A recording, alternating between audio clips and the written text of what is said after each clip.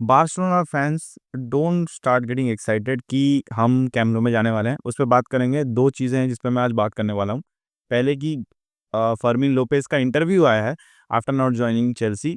तो उस नौटंकी के बाद वो ट्रांसफर सागा के बाद तो अब उसका इंटरव्यू आया है और हम लोग बात करेंगे कि क्यों यूएफए और ला लीगा ने हमारे जो कैंप नो है उसमें हमें ग्रीन सिग्नल दे दिया है खेलने के लिए। तो सबसे पहले आते हैं हम लोग गावी और फर्मिन लोपेस के बारे में। तो after the summer window closes, after वो सारी नौटंकी जब खत्म हो गई, एवरीथिंग वाज सेटल्ड, सीजन पे फोकस करना था, तब एक इंटरव्यू आता है फर्मिन लोपेस का आया। उस पे फर्मिन लोपेस को पूछा गया कि चेल्सी के साथ आपका क्या हुआ, why didn't you join Chelsea. तो उस पे एग्जैक्टली मैं बताता हूँ उसने क्या कहा। तो फर्मिन का वर्ड्स था कि my priority has always been Barcelona. I have arrived here when I was 12। It was my dream to be able to reach the first team. It is always a compliment that there is an interest from other clubs, but the truth is that I always wanted to stay and succeed at Barca.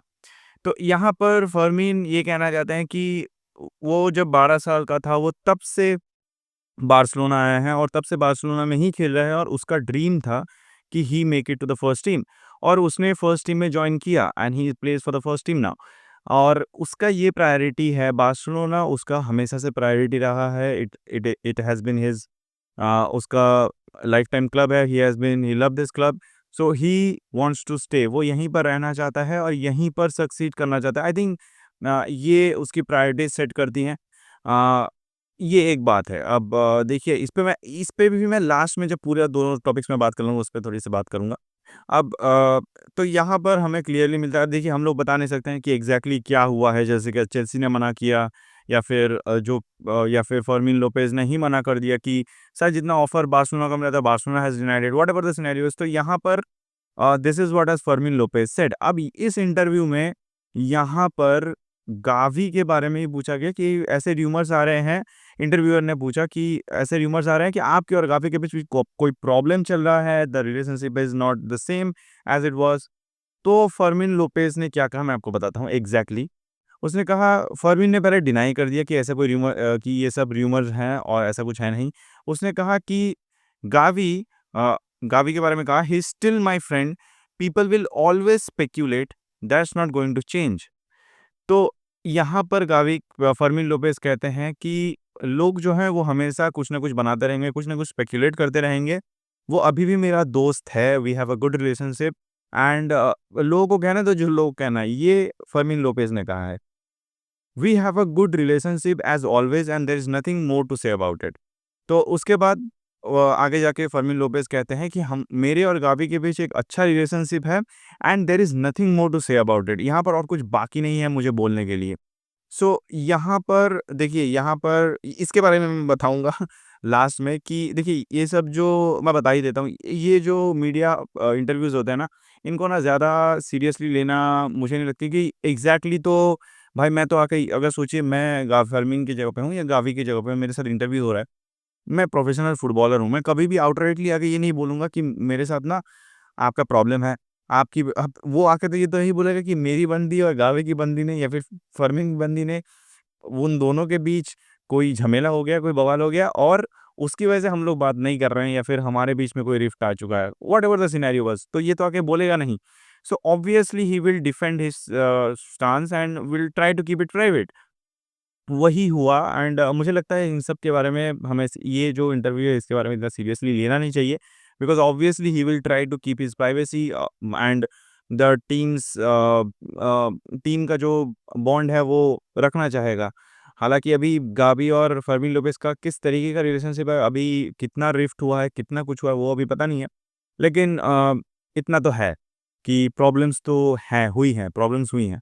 अब आगे बात करते हैं camp Nou के बारे में। देखिए camp Nou के बारे में अभी कोई कंफर्म न्यूज़ नहीं है, लेकिन अभी जो न्यूज़ आ रही है कि बार्सिलोना को यूएफए ने एंड ला लीगा ने ग्रीन सिग्नल दे दिया है, वो अपने होम ग्राउंड पे मतलब कैंप नो पे मैचेस रख सकते हैं।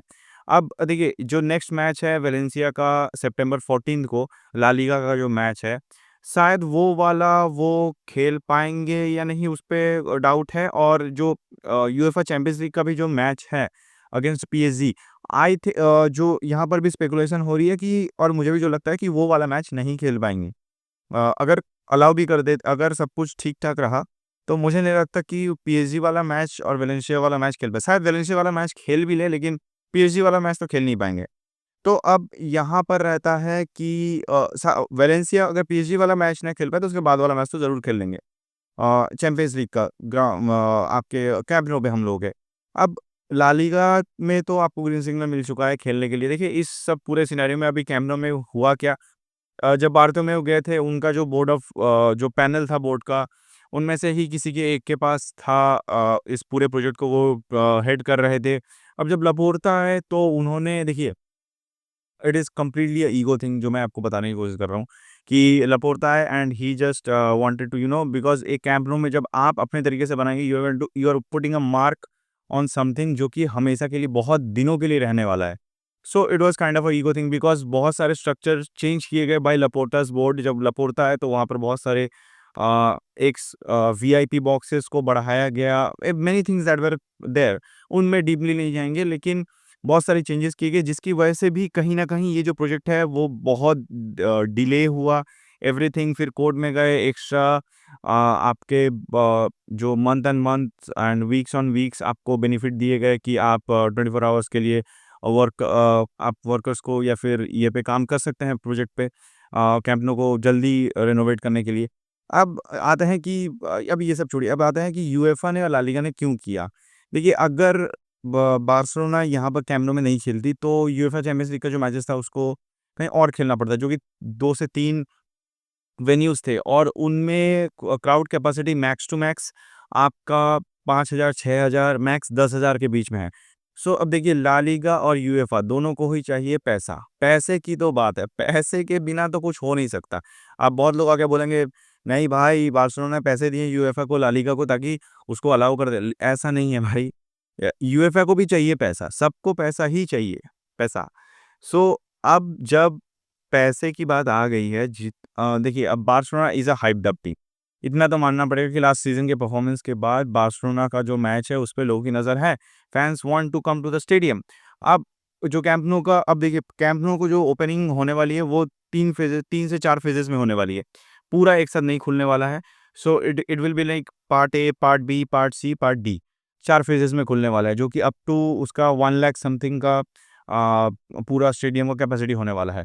सो कमिंग टू इट, अभी यूएफए, अभी अगर जो कमिंग सितंबर के जो कुछ मैचेस हैं, मतलब जो इस सीज़न में जो मैचेस खुलेंगे, वो पार्ट ए, पार्ट बी शायद खुलेंगे, जिसमें आपका शायद 25,000 से 30,000 का कैपेसिटी होगा, क्राउड कैपेसिटी। यहाँ पर फैन्स आके देख सकते हैं। सो दिस इज़, तो इससे क्या होगा, रेवेन्यू ज़्यादा जनरेट होगा। जितने टिकट्स बेचेंगे, उतने तो ज़्यादा यूएफए को पैसा मिलेगा ना, उतना ही ला लीगा को प्रॉफिट होगा। So that is the only reason why UEFA and La Liga के पास ये अप्रूवल आया है ला लीगा से। So this is what it is and यही 2 न्यूज़ है। अब देखिए, कैंप नो में मुझे तो ऑनेस्टली नहीं पता, फिर कुछ अलग हो जाएगा, फिर बोलेंगे कि नहीं भाई, नहीं जाएँगे। फिर नेक्स्ट साल जाएँगे, नेक्स्ट सीज़न जाएँगे, ये होता रहता है। तो अभी जब तक मैं वो देखूँगा नहीं मैच कि हाँ, कैंप नो में हो रहा है, तब तक मैं हाई होप्स नहीं रखने वाला। But let me know what do you think about Fermin Lopez and Gavi का जो अभी सिचुएशन है, जो रिलेशनशिप का चल रहा है। What do you think, and Camp Nou के बारे में बताइएगा।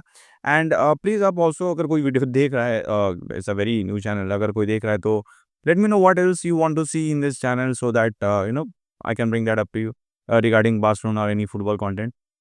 So hopefully you like this video, guys. और आपको अगर कोई सजेशंस आप दे सकते हैं, please like the video and subscribe my channel, it will help me to grow.